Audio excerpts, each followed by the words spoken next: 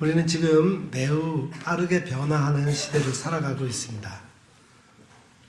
여러 가지 변화의 물결 가운데서도 선진국의 기부 문화를 받아들여서 이웃을 돌보는 일에 관심을 갖기 시작한 것은 매우 고무적인 일입니다. 지금까지는 먹고 살기 바빠서 이웃을 돌아볼 여력이 없었고 좀 여유가 생겼더라도 어려웠던 과거를 생각하며 힘들게 번 물질을 나눈다는 것은 쉽지 않았습니다. 그런데 여러 차례 기상이변과 재난을 경험하면서 나누고 돕는 것이 얼마나 소중한가를 알아가기 시작한 것입니다. 아직 선진국에 비하면 우리의 기부 문화는 아주 미미합니다. 국제 그 기준에 10분의 1 수준에 못 미친다고 그럽니다. 그러나 예전에 보지 못하던 새로운 운동, 새로운 단체, 새로운 시도들이 언론을 통해서 계속 소개되고 있습니다. 사실 이웃을 돕고 섬기는 것은 우리 기독교의 본질입니다. 왜냐하면 하나님께서는 본래 약한 자를 보살피며 돌보시기를 기뻐하시는 분이기 때문입니다. 오늘 말씀의 제목은 약한 자를 보살피는 자의 복입니다. 하나님은 약한 자를 보살피는 자에게 엄청난 복을 주시기로 작정하시고 이를 성실히 지켜오십니다. 오늘 말씀을 통해서 평소 우리의 삶의 자세를 돌아보며 우리 주위에 약한 자를 보살피는 면에서 자신의 모습이 어떠한지를 살펴보시기 바랍니다. 특히 오늘 선교 봉사주의를 맞아 교회가 세상에 복음에 미치는 곳과 또 어려운 이웃에게 어떻게 도움을 줄 수 있을는지 실제적인 면에서 우리의 삶을 변화시키는 계기로 삼으시기 바랍니다. 먼저는 여러분 개인의 돈과 시간과 관심이 이웃사랑에 보다 적극적으로 투자되어야 할 것입니다. 그리고 구역별로 또 교회적으로 나아가 이 지역의 교회들이 연합해서 약한 자를 보살피는 일에 적극적으로 나서야 할 것입니다. 오늘 본문 시편 41편은 다윗이 병들었을 때 압살롬이 추종 세력을 이끌고 반란을 일으킨 사건을 접하고 지은 시입니다. 다윗은 자신의 답답한 처지를 하나님께 아뢰며 하나님께 대한 신뢰를 고백하고 있습니다. 이 말씀 속에는 하나님께서 자기 백성에게 주시는 강한 의도와 교훈이 들어있어요. 특히 본문 속에는 약한 자를 보살피는 자에게 주시는 하나님의 복이 명백히 드러나고 있습니다. 사무엘상 22장 1절 2절 이하에 보면은 다윗이 그가 어려웠을 때 어떤 사람과 함께 했는지를 보여주고 있어요. 거기 이렇게 되어 있습니다. 그러므로 다윗이 그곳을 떠나 아둘람 굴로 도망하며 그의 형제와 아버지의 온 집이 듣고 그리로 내려가서 그에게 이르렀고 그 다음에 환난당한 모든 자와 빚진 모든 자와 마음이 원통한 자가 그에게로 모였고 그는 그들의 우두머리가 되었는데 그와 함께한 자가 400명가량이었더라.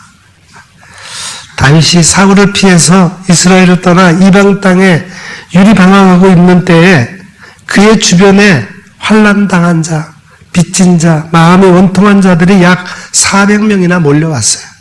그런데 다윗이 그들을 다 품어주었다는 거예요. 받아주었다는 겁니다. 내가 도망자가 되어서 내 식솔도 먹이지 못하는 그런 처지인데도 다윗은 그 가난하고 어려운 자들을 내치지 않고 품어주었다는 것입니다. 이렇게 다윗처럼 약하고 가난한 자를 보살피는 자를 위해 하나님은 어떤 복을 준비해 두셨습니까?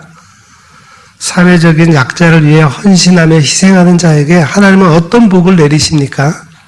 첫째는 그의 재앙의 날에 건짐을 받는다 그랬습니다. 어려울 때 하나님께서 그를 구원해 주시겠다는 거예요. 여기 1절을 보면은 가난한 자를 보살피는 자에게 복이 있으며 재앙의 날에 여호와께서 그를 건지시리로다 그랬습니다. 약한 자를 보살피는 자에게 하나님께서 주시는 복은 재앙의 날에 건져주시는 구원의 복입니다. 하나님은 평소에 주위에 가난한 자를 권고하는 자에게 관심을 가지고 계시며 그가 어려움을 당할 때 건져내십니다. 여기 가난한 자는 단지 경제적 궁핍만이 아니라 가난과 질병, 실패와 절망, 가진 자들의 횡포와 억압으로 말미암아 고통을 겪고 있는 자를 가리킵니다. 보살핌을 받아야 할 대상자는 병든 자를 포함해서 사회적 약자들, 말하자면 불구자나 고아나 과부, 나그네 그리고 레위인들을 의미합니다. 하나님은 사회적으로 비천한 상태에 있는 약한 자들에 대해서 깊은 관심으로 그들을 동정하고 돌보고 구제하는 사람을 기억하고 계시고 그 사람이 어려움을 당할 때 구원의 손길을 펴십니다. 성도 여러분, 본절은 하나님의 사람 다윗이 성령의 감동으로 기록한 말씀입니다. 1절은 약한 자를 보살피는 자에게 하나님의 보호가 보장된다는 사실을 선포한 말씀이에요. 하나님의 백성은 어려운 형편에 처한 이들이나 약한 자들을 외면하지 않고 돌봄으로써 자기에게 예기치 못하게 불어닥치는 재앙의 날에 하나님의 구원의 손길을 맛볼 수 있습니다. 잠언 19장 17절 말씀에 가난한 자를 불쌍히 여기는 것은 여호와께 구워드리는 것이니 그의 선행을 그에게 갚아주시리라 그랬습니다. 우리가 약한 자를 보살피는 것은 곧 그들을 창조하시고 그들을 사랑하시는 하나님께 구워드리는 것이나 다름이 없다는 말씀입니다. 본래 구약의 선민 이스라엘은 율법의 가르침을 통해서 약한 자를 돌보고 구제하는 사회적 윤리적 책임과 의무를 하나님으로부터 명령받았습니다. 그리고 그 명령에 순종하여 약하고 가난한 자를 보살피는 사람은 의인 또는 유력한 자로 칭해졌습니다. 그러니까 이스라엘 공동체 내에서 참된 의인, 진정한 유력자는 이웃에게 자비를 행하고 선을 행하는 자입니다. 구약 성경에서는 하나님을 고아의 아버지, 과부의 하나님으로 일관되게 묘사하고 있습니다. 고대 사회에서 고아와 과부는 절대적 약자로서 의지할 곳이 없는 사람들입니다. 그래서 주님은 자신을 고아와 과부의 하나님이라 하셨고 고아와 과부를 멸시하거나 아프게 하는 자들을 무섭게 심판하실 것이라고 하셨습니다. 성도 여러분, 우리 각자의 신앙생활을 돌아보십시다. 우리 주위의 어려운 분들을 향한 나의 관심은 어떻습니까? 그동안 그들에게 베풀었던 나의 선행은 어느 정도입니까? 나의 시간, 나의 물질, 나의 기도, 나의 노력이 주님의 눈에 어떻게 비치고 있을까요? 혹시 우리는 자신이 재앙의 날을 당해 주님께 나와 무조건 도와달라고만 하는 염치 없는 사람은 아닙니까? 주님의 말씀을 마음에 깊이 새깁시다. 그리고 매일의 삶 속에서 실천하십시다. 가난한 자를 보살피는 자에게 복이 있으며 재앙의 날에 여호와께서 그를 건지시리로다. 두 번째, 원수들에게서 지켜주신다 이렇게 약속하십니다. 재앙의 날에 구원하실 뿐만 아니라 나를 대적하고 나를 해하려고 하는 그 원수들로부터 보호해 주신다고 약속하십니다. 2절에 보면은 여호와께서 그를 지키사 살게 하시리니 그가 이 세상에서 복을 받을 것이라. 주여 그를 그 원수들의 뜻에 맡기지 마소서. 약한 자를 보살피는 자에게 주시는 하나님의 복은 주님께서 그를 원수들의 손에 맡기지 않으시고 보호해 주시는 것으로 나타납니다. 이 세상의 수많은 원수들의 간악한 꾀를 생각해 보면 원수에게서 지켜주시는 복은 참으로 대단한 것이 아닐 수 없습니다. 우리 개역 개정판 성경에서는 본절을 주여 그를 그 원수들의 뜻에 맡기지 마소서라고 해서 기원문으로 번역을 했습니다. 이로 인해 약한 자를 보살피는 자에게 주시는 축복의 보상을 계속하여 제시하는 그 문맥의 흐름이 갑자기 어색해집니다. 그리고 2절의 앞문장에 사용된 동사들 지키사, 살게 하시리니, 복을 받을 것이라. 이 동사들이 모두가 미완료형으로 되어 있습니다. 그리고 그 뒷문장의 주동사 맡기지 마소서 역시 미완료형으로 되어 있어서 뒤의 문장도 기원문으로 번역할 것이 아니라 앞의 문장과 동일하게 평서문으로 번역하는 것이 더 자연스럽습니다. 대부분의 영어 성경과 표준 세번역은 본문을 주는 그를 원수의 밥이 되지 않게 하시리로다 그런 의미로 번역하고 있습니다. 사랑하는 성도 여러분, 하나님은 약한 자를 보살피는 자를 보호하시되 원수들의 뜻에 맡기지 아니하시고 원수들에게 먹히지 않도록 철저히 보호해 주십니다. 여기 원수들은 어떤 자들입니까? 하나님 나라 백성들의 원수들은 누구입니까? 원수의 뜻은 어디에 있습니까? 그리고 여러분은 그 원수들의 생각과 뜻에 의해 자신의 삶 전체가 예속되어 있을 때 그 암울하고 위축된 삶에 대해서 알고 계십니까?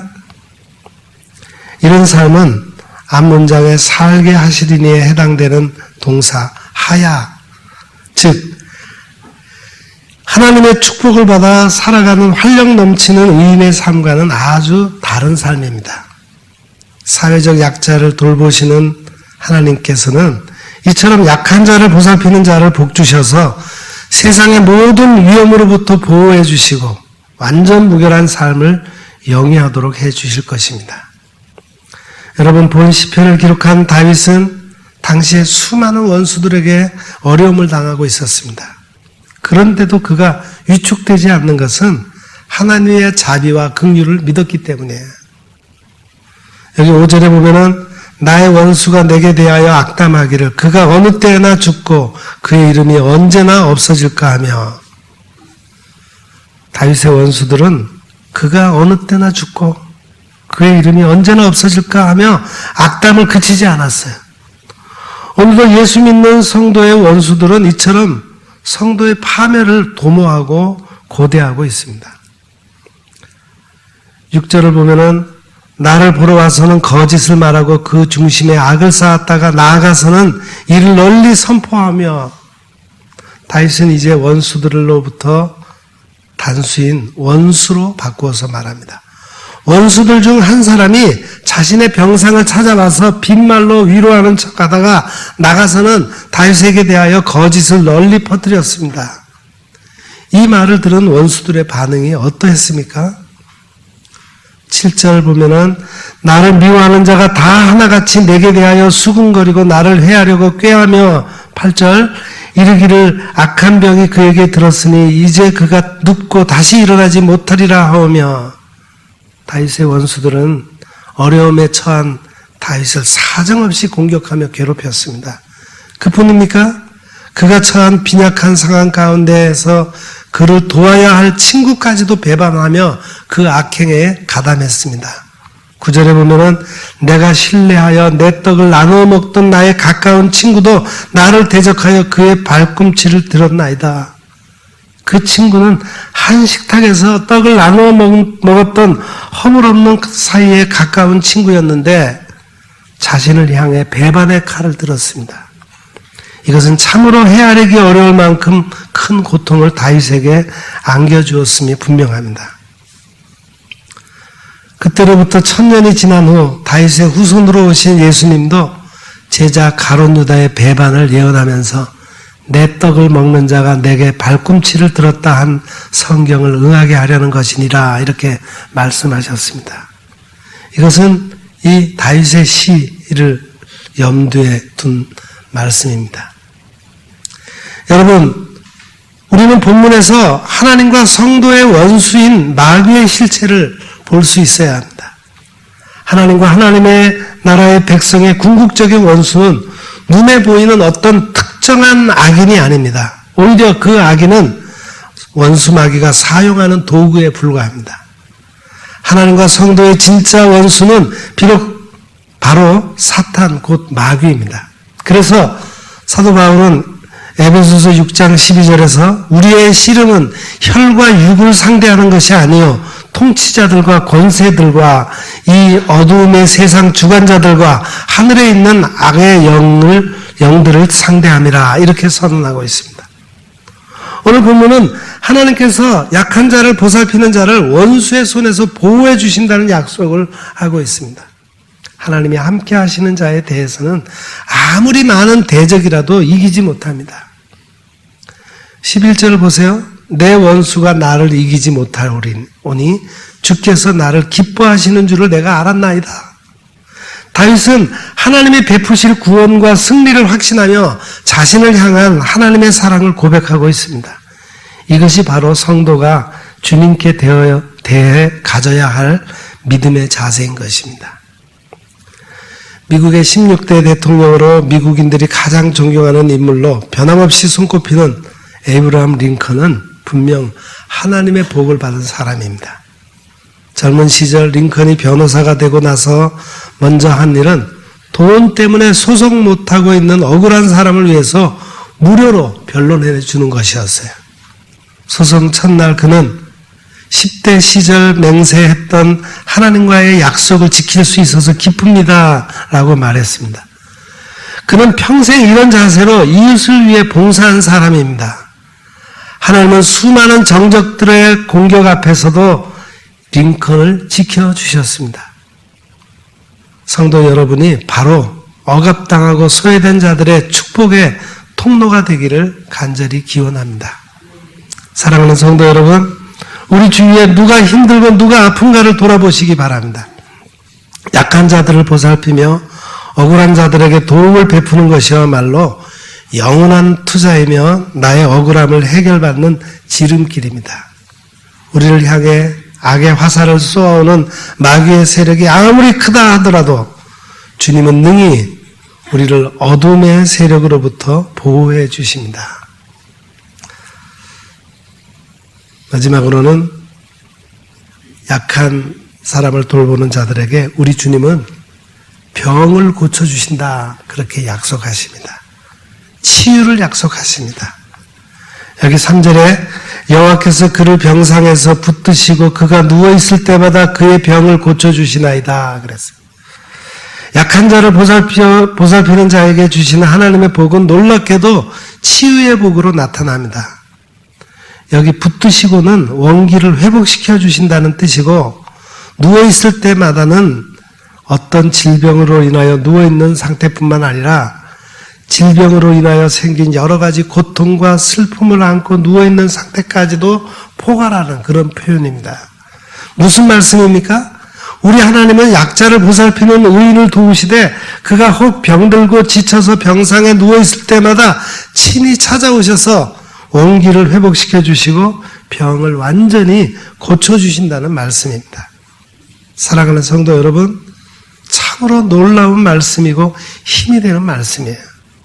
우리 성도들이 예수님의 사랑을 가지고 이웃 사람 중 약하고 병들고 힘없는 자들을 보살피는 삶을 살 때 하나님께서는 그 모든 선행을 잊지 아니하시고 우리가 병들고 신음할 때 우리의 질병을 고쳐주신다는 말씀입니다. 하나님은 우리가 이 타락한 세상에서 살 때 병들지 않게 해주시겠다고 약속하지는 않으셨어요. 아무리 우리가 말씀대로 거룩하고 경건하게 산다 하더라도 병상에 누울 수 있습니다. 그것은 이 세상이 죄로 가득하기 때문이고 우리가 이 땅에 사는 한 영향받지 않을 수 없기 때문입니다. 그러나 하나님은 우리가 혹 병중에 있을 때라도 우리를 그냥 버려두지 않겠다고 약속하십니다. 주님은 우리와 함께 하시고 우리를 강하게 해주십니다. 주님은 전능하신 능력으로 병상에 누운 우리를 붙드시고 건강을 회복시켜 주십니다. 다윗은 이 사실을 자신의 체험을 통해서 확신했고 일반적인 진리로 지금 고백하고 있는 겁니다. 영국의 작가 버나드 쇼는 어느 날 스스로 심각한 질병에 걸렸다고 판단한 후에 의사에게 전화를 걸어서 빨리 와달라고 했습니다. 평소 그를 잘 알고 있던 의사는 진짜 병에 걸린 것이 아니라 그의 마음이 문제라고 간파했어요. 그의 집을 찾은 의사는 일부러 거친 숨을 몰아쉬며 의자에 쓰러지듯 펄썩 앉았습니다. 그랬더니 버나드 시호가 깜짝 놀라서 무슨 일입니까? 의사는 급히 오느라고 심장에 이상이 생겨서 내가 죽게 생겼습니다. 라고 했습니다. 놀란 버나드 시호는 벌떡 일어나 응급약과 마실 차를 준비하는 등 의사를 간호하느라고 정신없이 지냈어요. 그러는 동안에 그의 무기력증과 우울했던 감정이 싹 사라져버리고 말았습니다. 1시간쯤 지난 후에 의사가 그에게 진료비를 달라고 손을 내밀었어요. 그랬더니 내가 선생님을 보살펴 주었는데 무슨 진료비냐. 그의 말에 의사는 당신이 분주하게 움직이는 동안에 다 낫지 않았느냐. 이게 처방이었다라고 말했습니다. 하나님은 사람이 무기력증과 우울증에서 해방되려면 남을 위해 활발하게 움직여야 하도록 우리를 만들어 놓으셨습니다. 여러분, 우리 중 자신이나 가족의 질병 때문에 고통받아 보지 않는 분이 누가 있겠습니까? 병 고침을 위해서 그리도 애절하게 매달려 기도했던 것만 뜻을 이루지 못한 적이 어디 한두 번뿐입니까? 오늘 본문은 뜻하지 아니하게 우리의 이런 아픈 경험들에 대한 멋진 처방을 주고 있습니다. 약한 자를 보살피는 자에게는 하나님의 치유의 손길이 임한다는 약속이 바로 그것입니다. 우리가 외롭고 상처받은 이들에게 물질을 나누고 마음을 나누고 기도로 섬길 때 우리에게 이런 축복이 임하게 된다는 약속의 말씀입니다. 어떤 목사님의 설교 예화가 생각이 납니다. 목사님이 장로님과 함께 경제적으로 매우 어려운 처지에 있는 한 가정을 신방하게 되었어요. 환자가 누워있는 아랫목에 장로님이 손을 넣어보고는 아이고 연탄불이 꺼졌는가 보고만 하고서 당장 부엌으로 나가보았습니다. 그런데 연탄이 눈에 띄지 않는 거예요. 병원에 가보았냐고 물어봤습니다. 병원에 갈 돈이 있어야죠. 그가 힘없이 대답했습니다. 장모님은 생활이 넉넉한 분이 아니었습니다. 그저 그냥 조그만 구멍가게 같은 장사를 하면서 지내는 분이었어요. 그런데 이 장모님이 자기 주머니에 들어있는 장사 미천을 그대로 모두 꺼내어 가만히 이불 밑에 넣어놓고 나오는 것이었습니다. 돌아오는 길에 목사님이 장로님 얼마나 드린 겁니까? 라고 물어보았더니 장로님 자신도 모른다는 거예요. 그래서 장사는 무엇으로 하실랍니까? 물었더니 장사야 내일 또 벌면 되지요 뭐 하는 것이었습니다. 그것을 보면서 목사님은 새삼 그 장로님이 참으로 귀한 분이라는 생각을 하게 되었다고 합니다. 약한 자를 보살피는 사람이 왜 복이 있는 사람이겠습니까? 그것은 그 사람이야말로 예수님을 닮은 사람이기 때문입니다. 우리가 가난하고 힘없는 사람들을 도와야 할 거역할 수 없는 이유는 바로 이것입니다. 주님을 닮아가는 것이야말로 하나님의 자녀로서의 최대 삶의 목표인 것입니다. 주님은 우리에게 이러한 삶을 살도록 명령하고 계십니다. 누가복음 10장에 보면은 여리고로 내려가다가 강도 만난 자의 비유를 말씀하신 후 예수님은 우리에게 가서 너희도 이와 같이 하라 이렇게 명령하십니다. 강도 만난 이웃에게 가서 보살피며 도우라는 말씀이에요. 우리의 원수 마귀에게 속아서 죄의 사슬에 매여 고통당하는 이웃에게 가서 그들을 싸매어 주며 치료해 주라는 말씀입니다. 우리 모두는 당연히 강도 만난 이웃을 돕는 사마리아 사람처럼 살아야 합니다. 왜냐하면 사실은 우리가 본래 강도 만난 자들이었고 이제는 주님의 은혜로 치유받아 건강한 삶을 누리게 된 복된 사람들이기 때문입니다. 그럼에도 우리 하나님은 이웃을 돕는 자에게 엄청난 복을 약속하셨습니다. 내가 너를 어려울 때 구원해 내리라. 간악한 원수들의 손에서 너를 보호하리라. 내가 병들었을 때 다시 회복시켜 주리라. 성도 여러분, 여러분 주위를 돌아보십시오. 힘들어 우는 자의 한숨소리가 들려오지 않습니까? 병들어 신음하며 베갯머리를 적시는 눈물이 보이지 않습니까? 하나님 나라를 위해 자신의 생애를 불태우는 주의 종들의 아픔이 느껴오지 않습니까? 개척교회, 작은 교회를 섬기며 어려운 가운데서도 좌절하지 않고 동분서주 뛰어다니는 목사님, 사모님들의 발자국 소리가 들리지 않습니까? 우리 모두 복 있는 사람의 반열에 들게 되기를 주님의 이름으로 축원합니다. 기도하겠습니다.